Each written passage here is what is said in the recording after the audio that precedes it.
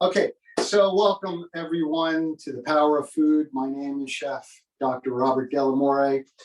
I really love teaching this particular class. It's vegetarian. It's featuring some incredible vegetables that I include in my diet weekly.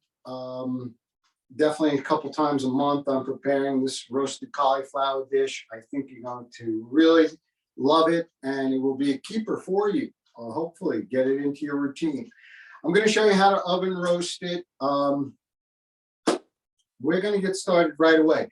On my tabletop, I've got some breadcrumbs, an egg wash here, my beautiful locally grown cauliflower, and two important spices that I added to the broccoli recipe, the cauliflower recipe.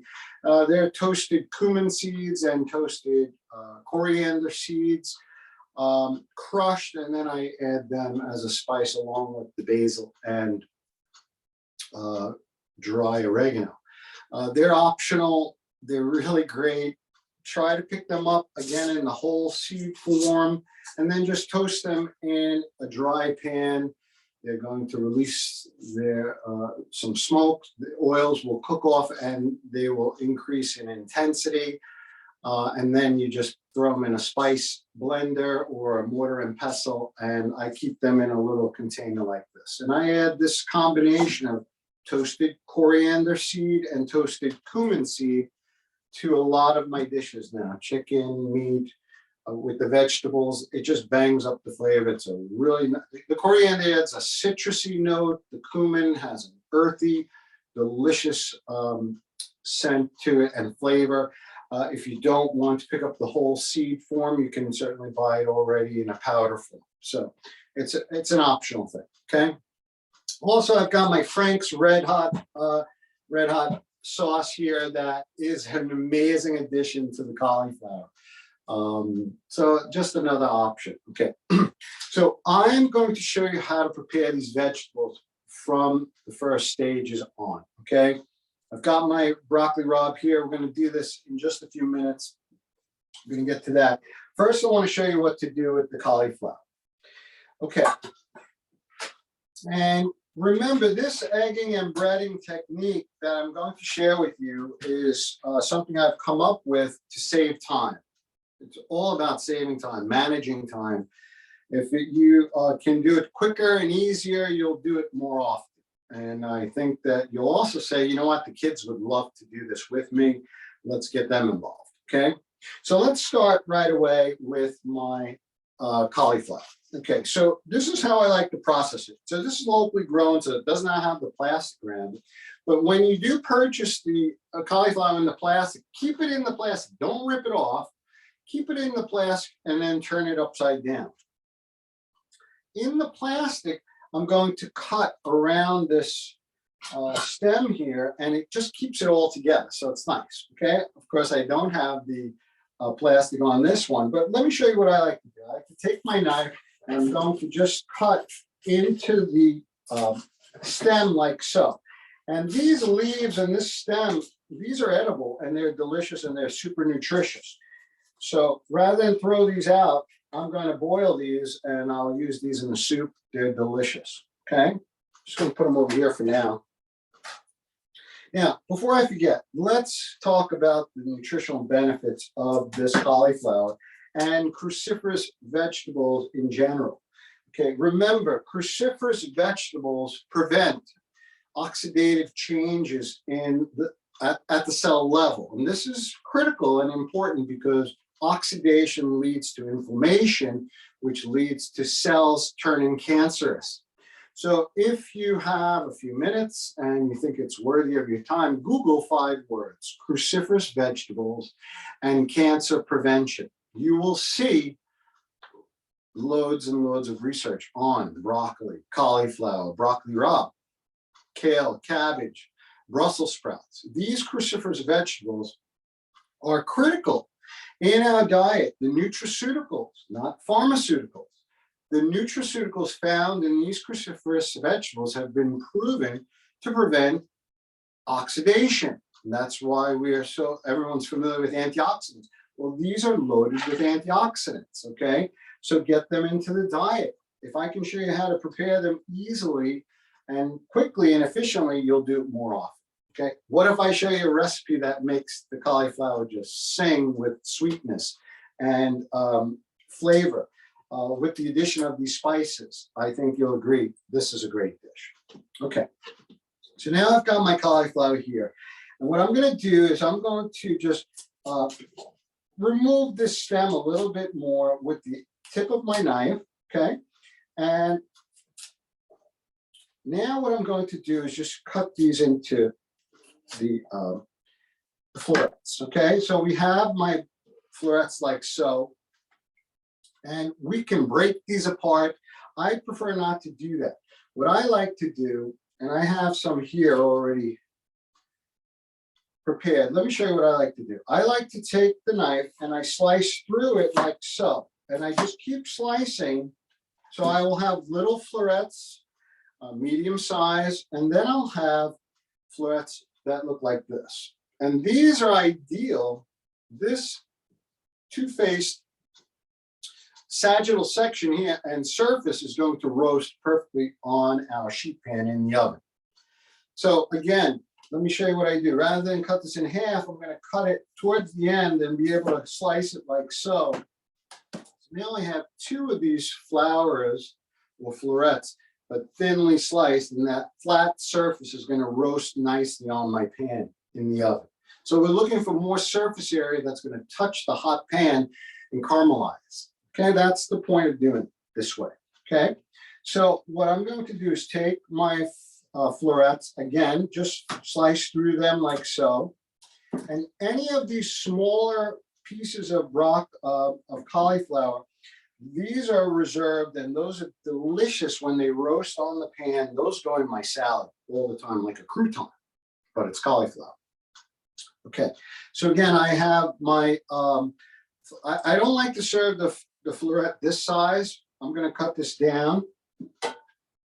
And I prefer the smaller pieces, bite size or fork size pieces of the cauliflower.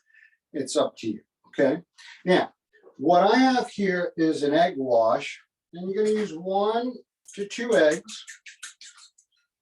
And what I like to do is add my spices to the wash rather than to the breadcrumbs. So I'll add my oregano, my basil, and my cumin, toasted cumin seed and coriander seed spices right here. Any black pepper, it's going in my egg wash. Then what I'm going to do is take the cauliflower florets, and again, try to slice them so you have the two sides flat. And the other ones are going to, they have one flat edge too, so they're going to roast perfectly as well. Then I like to take a spoon and I just mix and bathe the florets in the egg wash. So we want to cover them. We want this, we're using the egg, of course, as a liquid to for the breadcrumbs to adhere to. Okay. I didn't add any salt to this. Okay, you can add salt if you like. I will be adding some cayenne pepper to this after it cooks because I love cayenne pepper. Also, so many health benefits to the cayenne pepper. But look up the health benefits of the cruciferous vegetables, you'll be amazed. And by the way, the cruciferous vegetables get their name from the first set of leaves on all of the plants. They form a cross, and that is why they're called cruciferous. I thought that'd be an interesting, some interesting information on the naming of cruciferous vegetables, okay? Okay, so this again is just gently covered in the egg wash. And then what I've come up with is a way to bread these the cauliflower, as I do with eggplant, and the same technique with chicken cutlets, is to add our breadcrumbs to a high wall plastic container with just enough to cover the bottom of the container.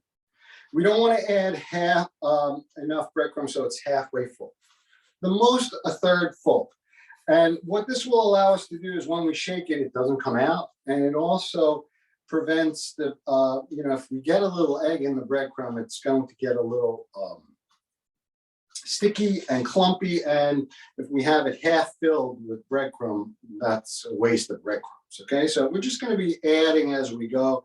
We will top it off. You'll see what I do. Okay, so making sure that we've got the egg wash in as many of the nooks and crannies of these broccoli florets, and we're going to add it to our breadcrumbs in just a minute. But this can be done the day before you're preparing. I call this breaking out the preparation. So you do this a day ahead of time or in the morning. You could put this in the refrigerator like so, or you can bread it and put it in the refrigerator. That's fine as well. And this way, when you're ready to roast them in the oven, you're ready to rock. Okay, they're already prepped. So this is beautifully covered. Now I'm going to just introduce them to this breadcrumb mixture. Okay, again, if you want to add spices to the breadcrumbs, you can. I like to add the spices here because they'll be underneath the breadcrumb, really coating the vegetable perfectly. Okay, so again, just taking these like so, I can do several of these at a time. I'm not touching them. I'm not getting breadcrumbs and egg wash all over my hands. I don't touch these breadcrumbs, this cauliflower again until I'm placing it in the pan. And literally in 5 to 10 seconds, these are breaded. Do you see how beautiful these are? Okay, so with the high wall container, I can do this pretty efficiently and quickly. Okay, now I'm going to take some olive oil or canola oil, any oil that you like to roast your vegetables with. And with a thin nipple top, I'm going to be able to pour a nice thin bead on this tray. Now, if I was to saute these in a pan on the oven, I need a lot more oil than this, okay? This is the beauty of roasting the vegetables. The oven brings out maximal sweetness. We're using a fraction of the oil.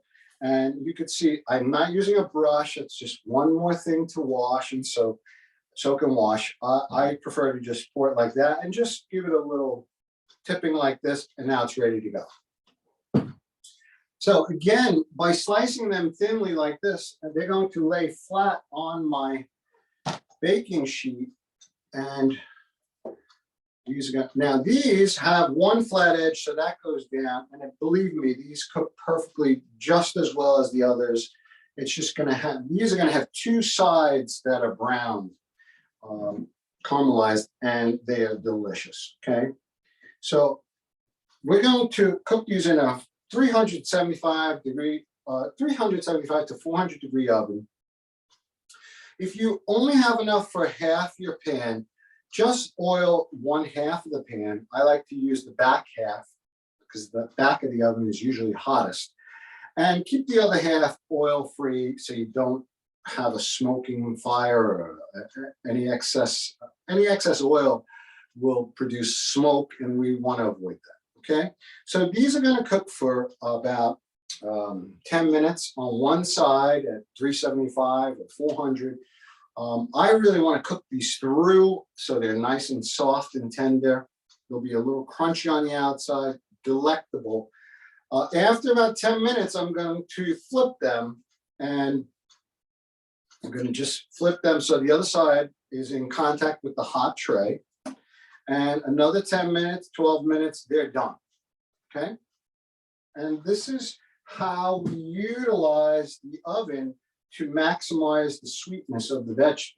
Also, if you have one or a large cauliflower, you will need 2 trays, so you can cook 2 trays at once. What I like to do is put the first tray on the bottom, prepare the second tray, that goes on the second rack or the higher rack, And then I'm going, the lower rack is, the lower tray is going to cook fastest. So I'm going to turn those. And when those are done, I'm going to switch from the top to the bottom. And then if I have a third tray, that goes on the top. Okay. So when they come out, they look like this. They're browned beautifully. I want to show you what these look like. A little closer view. Okay. They're absolutely delicious. I hope you can see these. I love these in a salad as a side dish. These are delicious appetizers as well for the holidays, and they're salt-free. There's a little bit of salt in the breadcrumbs. That's why I don't add any salt. Now, these little guys here that are stragglers, those are, we're not throwing anything away because these are going to caramelize deliciously in the oven, and those will act like a crouton in a salad. Try it. Trust me. This is one of my favorite dishes. It's an all-time favorite. Whenever I'm invited somewhere and they ask me to bring a dish, they're always requesting the roasted cauliflower. I think it's a real winner. You add any spices that you like to it and make it your own, okay? Okay, let's move on to my broccoli rabe and my mushrooms, okay? So, okay. These are truly my three favorite vegetables. Broccoli rabe, I absolutely love. The mushrooms, I've been making those and teaching those for almost 20 years, working with kids in 22 states with my Power of Food program, teaching nutrition to kids K through 12, using food as a vehicle to promote more fruit and vegetables. I do a demonstration similar to this with 2 8-foot tables back to back, and then we serve the kids samples to try. Sautéed mushrooms with onions, sun-dried tomatoes, garlic. We're just going to saute the mushrooms today with some onion, some garlic, and some olive oil, a little black pepper, a balsamic vinegar. That's it. So easy. But first, let's get to my broccoli rabe. Just absolutely love the broccoli rabe. And people always say to me, oh, the broccoli rabe is so bitter. My broccoli rabe never ever comes out bitter. Okay, we're going to use garlic to flavor it and great quality olive oil, and it's absolutely delectable. Now, what I'm going to show you is how to prepare each part of this broccoli rabe, and I've kept it in the Rob Roy, Andy Boy, I'm sorry, wrap, because I want to show you from start to finish what I do with this. So you have the stem, you have the leaves, and then you have these incredibly amazing, delicious flowers, florets of the broccoli rabe. And you'll notice when you go out and order broccoli rabe, many times you'll have 1 flower, 2 flowers, and the rest are all stems and leaves. We're doing only flowers today. And this is what I like to do. When I serve this on a toasted piece of bread and make a bruschetta, it's just the flower. So it's absolutely insanely delicious, okay? No leaves, no stems. Let me show you what I did. I'm gonna, first of all, when you go to the supermarket, how do you pick the broccoli rabe? I used to look at the bottoms and see if they were split like this, and I wouldn't pick them up.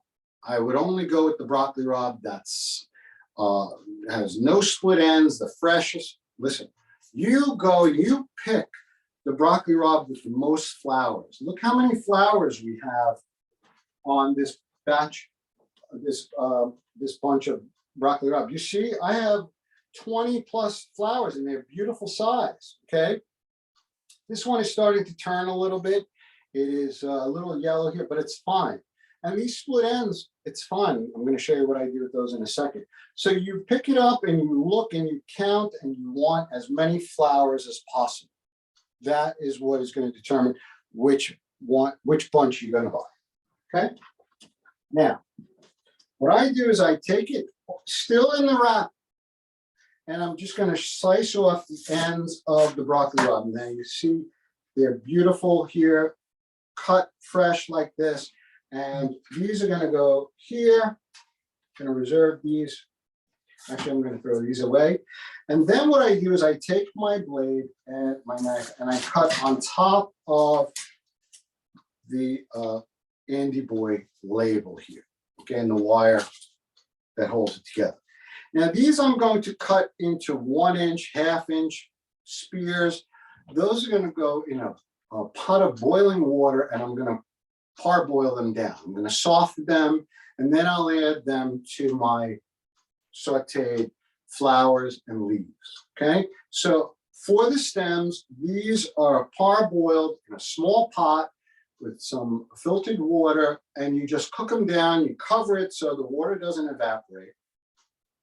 I like to use the water that turns green from the chlorophyll from the broccoli rabe stems. I like to use that in my saute as well. Let me show you what we're going to do. Those are going to go to the side. Then my favorite part is just counting and separating the beautiful flowers. And this is what we're going to be featuring on our toasted bread, just like this. I mean, it is, let me tell you, this is absolutely a winner. So we're going to take them and we're just going to place them here. So we have 1, 2, look at this big guy. I like to cut this down a little bit smaller. So with a fork, this is going to be 1 or 2 bites. It's delicious. So we have 3, 4.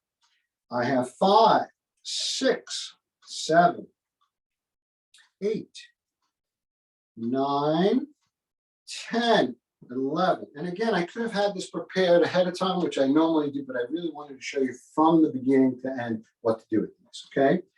What are we up to? 11, 12, 13, 14, 15, 16. And again, the longer stem, I'm just going to cut off about 1 inch of it at the bottom. This will go in the parboiled water, in the boiling water with the rest of the stems. Okay, and what do we got? 16, 17, 18, 20 flowers in this one bunch. Okay.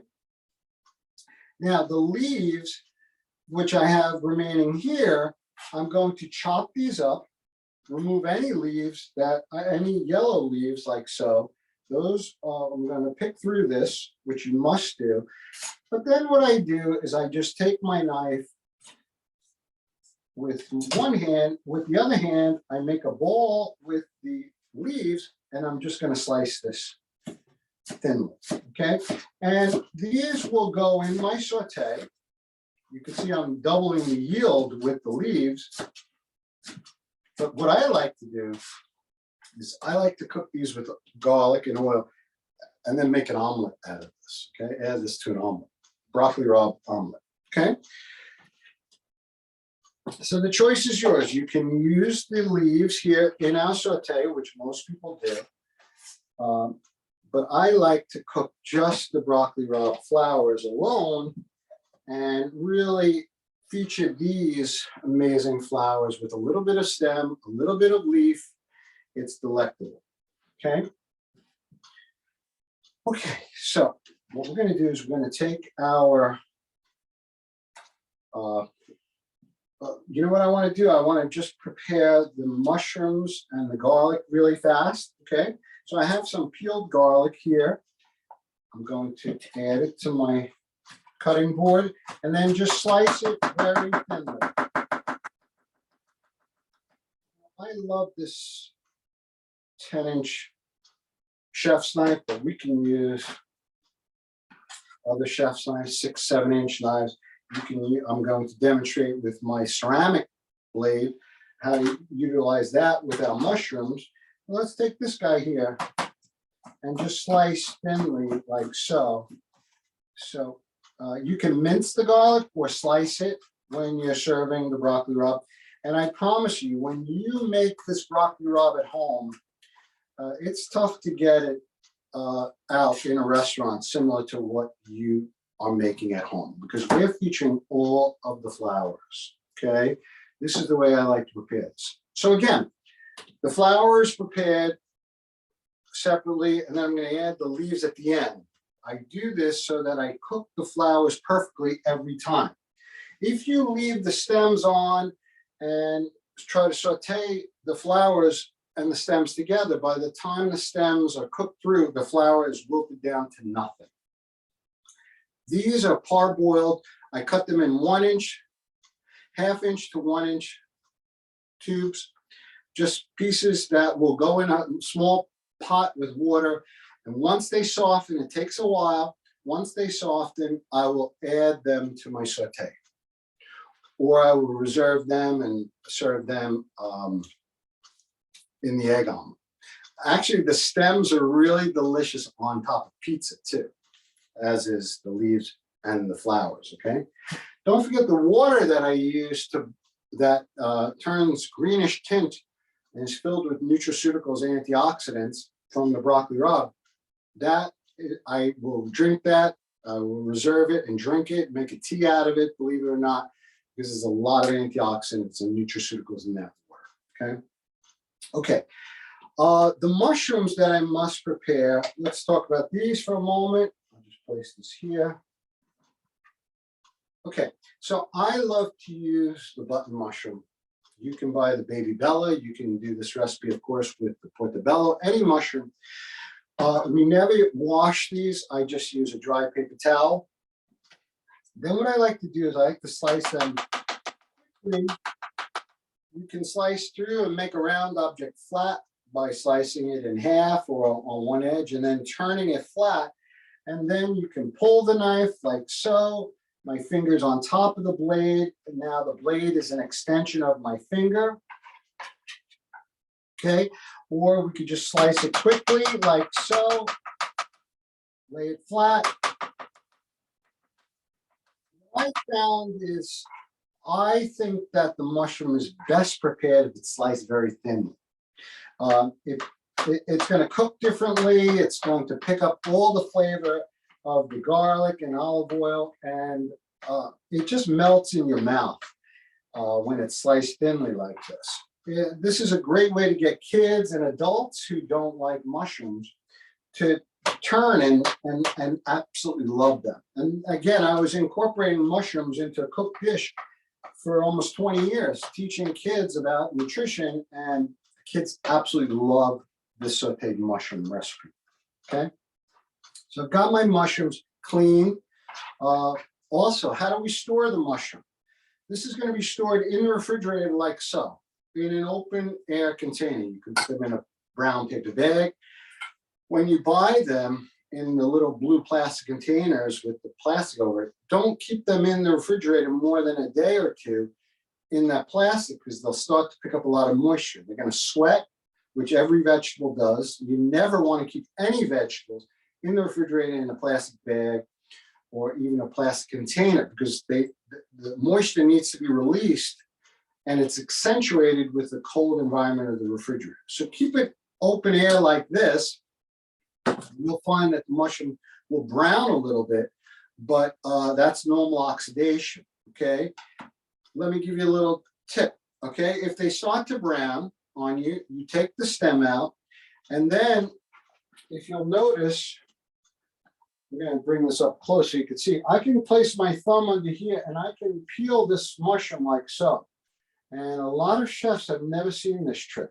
So let's say you have the mushrooms in the refrigerator, or you buy them and they're already browned. You can get them on sale actually, okay? Look at this mushroom, okay? Let me show you that trick again. By the way, these have been cleaned, so these are going right in my saute. So again, you know what? It's browned a little bit. It really doesn't matter because I'm sauteing them and slicing them thinly. But if you want to stuff them, if you have stuffing mushrooms and they brown a little bit, which is again just normal, being exposed to the air, you take your thumb and you just peel this mushroom like so. Okay, and it looks like it's can't get any whiter than this. Look how beautiful. Okay, I hope you can all see that. Okay, so I've got everything prepped, and again, this can be done ahead of time or in the morning. And then I'm just going to come in with my ceramic knife, slice very thin. Now, what I love to do is cook both the mushrooms and the broccoli rabe together in the same pan. And what we're doing is we're building flavor, and you're going to see what I mean in just a moment. Okay. So I've got my stove ready here. I'm going to go with a medium flame. I'm going to add my olive oil to my pan. Now, the mushrooms act like a sponge when you cook them. They soak up the olive oil, so I'll be adding a little bit more oil. I like to wait until the mushroom releases its moisture before I add any more oil. Okay. When that happens, when you're cooking it, the mushroom releases its moisture, its water, and it's called sweating.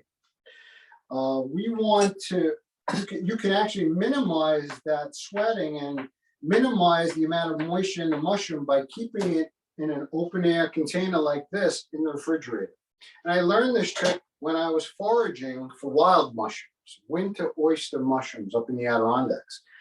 And I brought them home, and those were actually the first mushrooms that I washed, first and only mushrooms that I washed, because they were out in the field, in the forest. I washed them, and then I air dry them on a paper towel for an hour or so.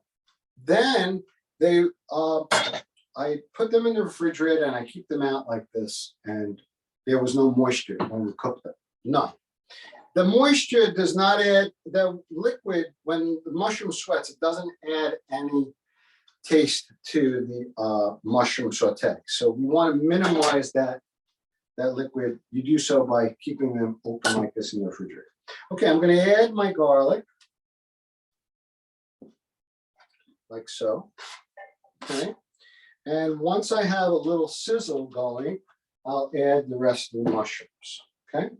Now I like to take the pan off the flame. So this is a little trick to prevent the garlic from burning. Okay. Now what we're doing is we're flavoring the olive oil with the garlic. As it cooks down, starting to smell amazing, as it always does. Okay, once it starts to brown, I just pick it up and I just allow it to go like this.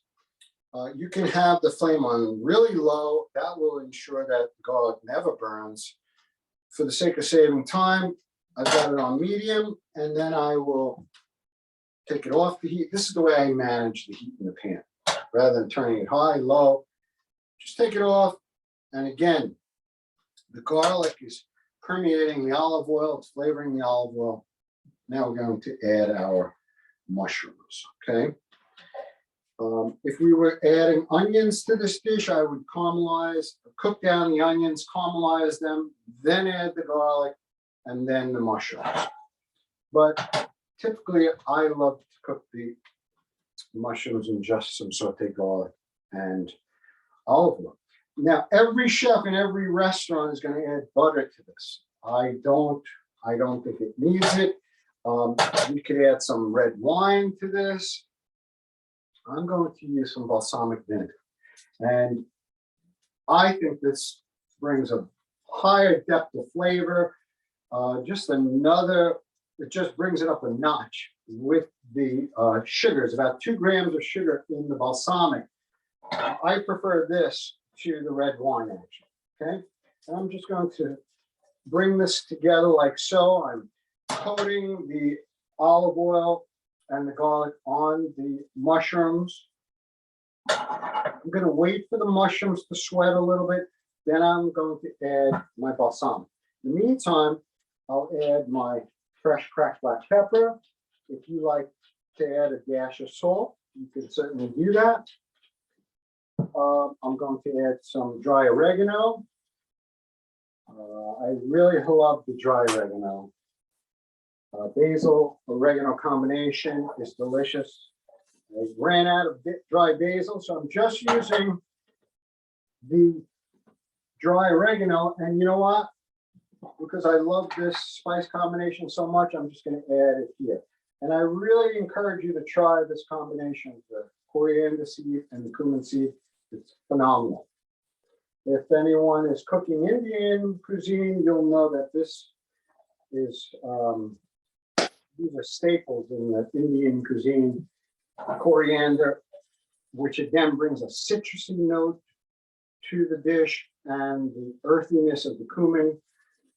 If you want to, you could add some dry powder cumin to this as well. Okay, so they're cooking down nicely. I'm going to add a little bit of balsamic. And then another little chef's trick is to allow the mushrooms, to allow the balsamic to form a glaze on the bottom of the mushrooms by not moving it. You see, I'm going to shake it just to make sure it's not burning, but I'm not flipping it. I'm not using a saute, a wooden spoon to move it because I want the balsamic to form a glaze on the bottom here. If we allow it to do that, when I go to flip it, it will already be caramelized. So, little trick, when you add the balsamic, just let it cook a little bit.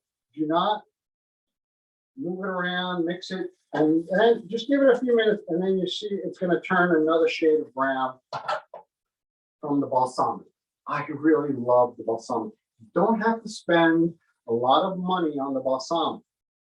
With your salads, you want a beautiful vinaigrette from balsamic vinegar from Italy. Hey, that's what I'm all about. But for cooking, you don't have to spend a lot on the balsamic. Again, you can use red wine vinegar. I prefer the balsamic. It really brings it a big notch up. Okay, a little fresh cracked black pepper again, and this is good to go. Now, I'm going to take my broccoli rabe florets, and they're going right on top. Look at this. Okay, so I go heavy on the black pepper with the broccoli rabe. I think it just adds so much, the fresh cracked black pepper. I can't eat the broccoli rabe without copious amount of fresh cracked black pepper. Okay. Now my mushrooms cooking on the bottom. You could separate these two and cook them separately, or you can cook them like this. Okay. And what we're doing is, again, trying to perfect the flour to cook perfectly every time. By cooking it alone with the leaves reserved, we cook it until the flour is softened perfectly. It's not overcooked. And then we'll add our leaves and our parboiled stems. Just the way I found works really well. I'm going to add a little bit more olive oil here. Okay, to my broccoli rabe. And it just smells insanely delicious in here. Now, again, by cooking the mushrooms and the broccoli rabe together like this, we're just building flavor. We're making the broccoli rabe even more delicious with the flavor from our mushrooms, the red wine, the balsamic vinegar, and our garlic. Okay. Now, what I want to add is a little bit more garlic for my broccoli rabe. Okay. And I've got to get one thing. I'm sorry, give me 1 second. Okay. So, yeah, what I found to cook this broccoli rabe perfectly every time and absolutely create the most verdant green colored broccoli rabe is to add a little water to it and steam it. Just a little bit, and then we're going to cover it, okay?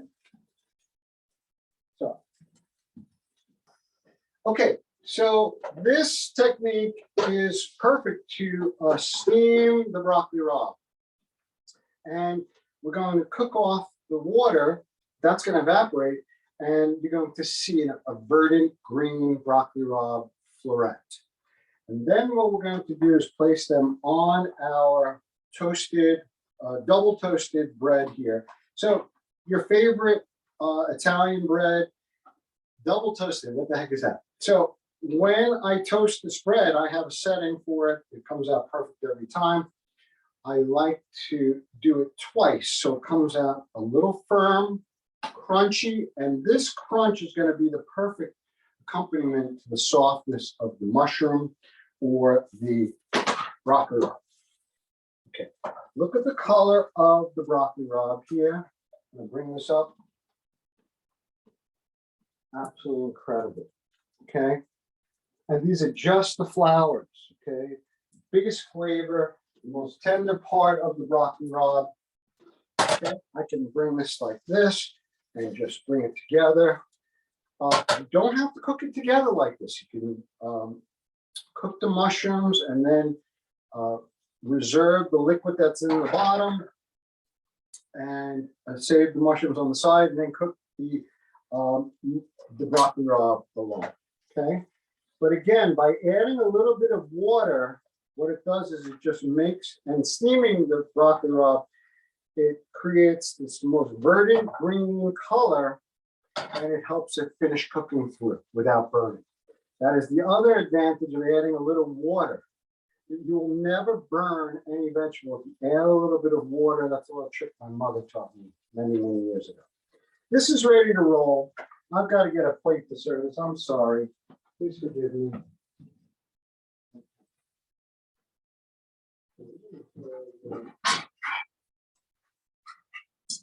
Let me put it like so. And when you're serving this, you're going to put this out on a tray and people can help themselves. I'm going to do it like so. You're going to see, this is another little trick I came up with, a little plastic fork. It's not going to scratch my pan here versus a metal fork. But what you'll see is if I take this broccoli rabe and I place it on here, it fits perfectly to size. You could put one, you could put two. Absolutely delectable. I'm going to take my mushrooms here. Nothing is burning, you see? I'm going to take my mushrooms on top of the bread like this. This is one of my favorite appetizers. Also, oh my gosh, this is amazingly delicious on pizza.